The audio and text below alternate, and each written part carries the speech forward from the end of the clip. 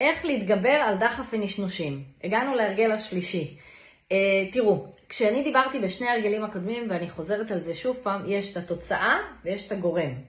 התוצאה זה, כשאני רוצה לשנות את התוצאה, אני רוצה להרגיש יותר קליל, אני רוצה לאכול פחות, אני רוצה לאכול נכון, אני רוצה לרדת במשקל, אני רוצה להפסיק להרגיש רעב כל הזמן. אם זה התוצאה שאני רוצה, אני צריך ללכת לגורם.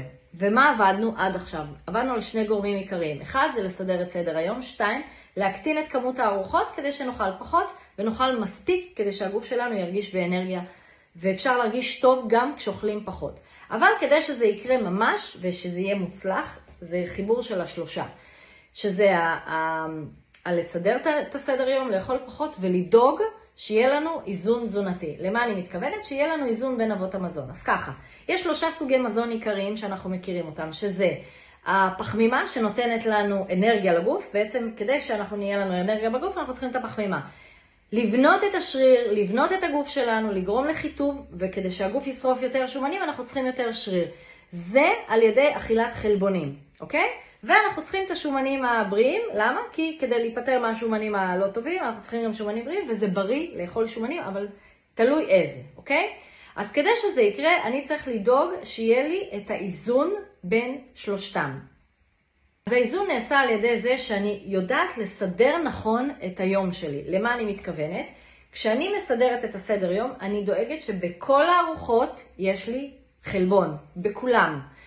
אני דואגת שבארוחת בוקר, בארוחות ביניים, בארוחה המרכזית שלי, בארוחת ערב, אני דואגת תמיד שיהיה לי מספיק חלבון. למה? כי אם אני אוכלת מספיק חלבון, 1, אני יותר שבעה לאורך זמן, 2, אני בונה את הגוף שלי, אוקיי? למשל, אם אני אוכלת ארוחת ביניים, אם אני אוכלת תפוח, כמה זמן אחרי שאני אוכלת תפוח אני רעבה? לא יודעת מה איתכם לי, בדרך כלל 25 דקות, 30 אני כבר רעבה, אוקיי? אבל אם אני אוכלת תפוח יחד עם חלבון, שזה יוגורט, סתם לדוגמה איזשהו יוגורט, או חטיף חלבון, אני מרגישה יותר שבעה להרבה יותר זמן, אוקיי? עוד דוגמה לארוחת ביניים או לארוחת ערב, לא משנה. אם אני אוכלת פרוסה עם טיפונת גבינה ומלפפון בצד, לא יודעת מה איתכם, אני אחרי 30 דקות בדיוק רעבה. אבל אם אני אוכלת את אותה פרוסה עם קצת גבינה וחביתה משתי ביצים, או ביצים קשות, או לא משנה, או קצת טונה מעל, עם מלפפון, אני גם יותר שבעה להרבה יותר זמן, וגם בניתי את הגוף שלי.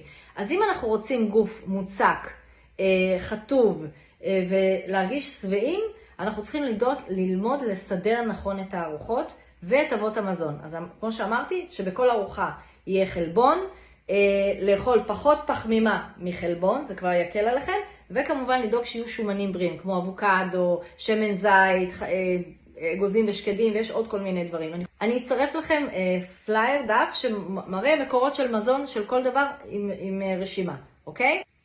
החלק הכי חשוב בכל הדבר הזה, זה גם שאנחנו לא נרגיש רעבים, שנרגיש טובים, שיש לנו אנרגיה לגוף שלנו, והכי חשוב, אין את הרעש הזה של מה אני אוכלת, כמה אני צריכה לאכול, איפה אני צריכה לאכול.